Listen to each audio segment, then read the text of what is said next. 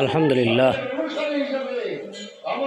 নিবন্ধনভুক্ত সব স্বতন্ত্র ইবতেদায়ী মাদ্রাসা জাতীয়করণের সিদ্ধান্ত নিয়েছে এই অন্তর্বর্তীকালীন সরকার। আলহামদুলিল্লাহ, মহান আল্লাহ পাকের দরবারে লাখ কোটি শুকরিয়া। আল্লাহ পাক মাদ্রাসার জন্য একটি নতুন দিগন্ত উন্মোচিত হতে যাচ্ছে।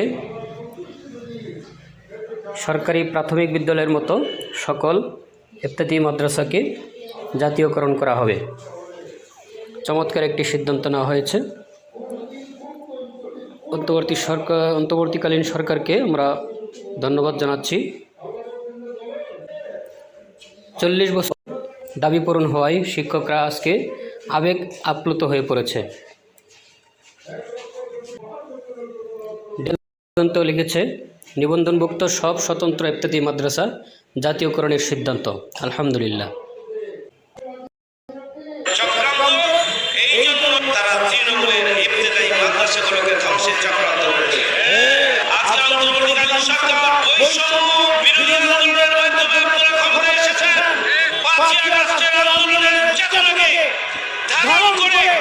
যদি কোনো কাজ করতে হয়, পদক্ষেপ নিতে হয়, সবার আগে ইবতেদায়ী মাদ্রাসার শিক্ষকদের সাথে বসে